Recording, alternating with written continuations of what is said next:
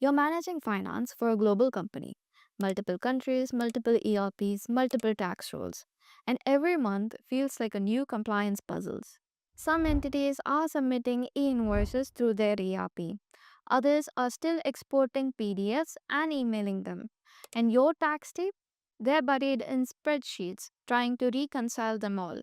Now imagine this instead.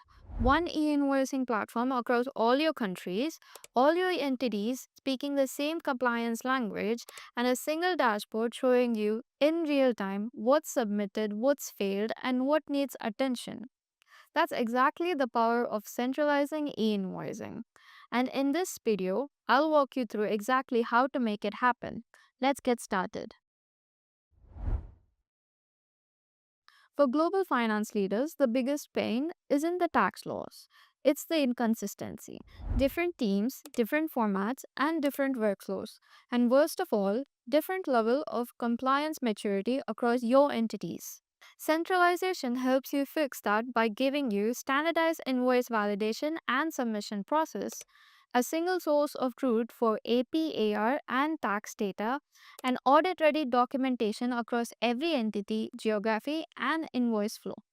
So it's not just cleaner, it is safer, faster, and more cost efficient. Because when each entity operates on its own rules, risk multiplies. But when they operate on a shared global platform, risk becomes manageable. So, what exactly does centralizing e-invoicing actually give you? Let's keep it simple. First up, it gives you standardized processes. You define invoice templates, validation, and approval flows once and apply them globally. That means fewer errors, faster reconciliation, and no more guesswork for the finance team across the regions. Secondly, it gives you automated regulatory compliance. Whether it's Zatka in Saudi or PEPAL in UAE, your platform automatically applies the country specific rules, so you're always in sync with the local mandates. Thirdly, it gives you real time global visibility. You can see what's happening invoice by invoice, entity by entity from one dashboard. So that's game changing for your treasury, compliance, and CFOs. Fourth would be the lower operational costs. No more duplicating work across the teams. Centralization reduces admin overhead, automates the submissions, and frees up your people for higher value tasks. And finally, the most important, it is the stronger vendor and customer relationships. When payments are faster and the communication is standardized, partners trust you more. That pays off literally. Alright, so how do you actually do this? Here's a step by step breakdown. Step 1 would be to choose a global e invoicing platform. This is the foundation. You need a solution that supports the regulations in 100 plus countries, updates compliance logic in real time, integrates into any ERP, legacy, or modern system, and offers a single platform for all your entities. Think of it as one pipe connected to many endpoints. You send your invoice data once. The platform handles the formatting, validation, submission, and the local rules for each country. Oh, and also it needs to handle the local storage rules too. Some countries might want the invoice data to be stored on their soil. Your platform should respect that while still giving you a central control.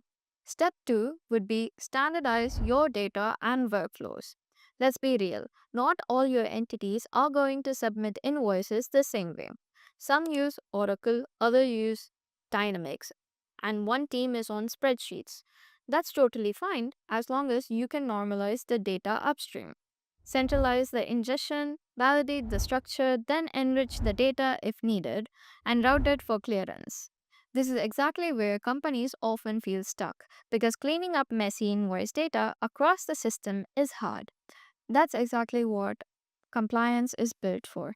It takes invoices from anywhere, ERP, Excel, API, and then brings them into one single compliance ready stream. So if you're looking at 12 ERPs and 9 billing tools and thinking, where do I even begin? Now you know where the real work starts. Step 3 would be to integrate seamlessly with your ERP. Let's be real, no one wants to replace their ERP. So that's exactly why your e-invoicing platform should plug into what you already use. Use pre-built connectors, even if you're running something on-prem or partially offline. There are ways to sync it. So the goal is real-time sync. So invoices created, they get instantly submitted. Rejected, they get instantly flagged. Approved, then they get automatically pushed to accounts. So there's no middle steps, no delays. Step 4 would be to monitor the compliance in real time.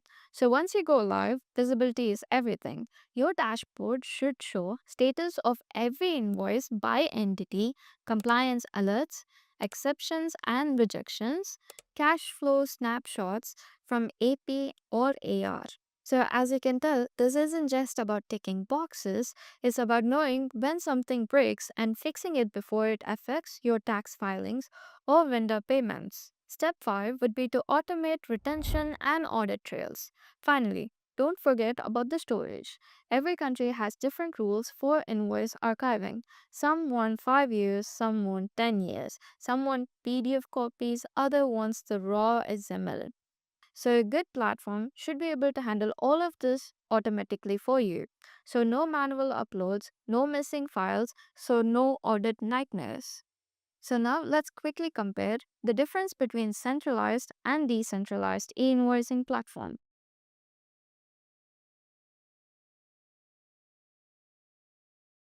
So if you're planning to scale, streamline, or modernize, centralization is the way forward. At Compliance, we help finance teams stay compliant across 100 plus countries with just one platform without changing the system they already use. Whether you manage a few subsidiaries or dozens of entities across the borders, we make e-invoicing simpler, faster, and audit ready. So if you're looking to cut complexity and pressure test your current setup, we are happy to show you how we can help.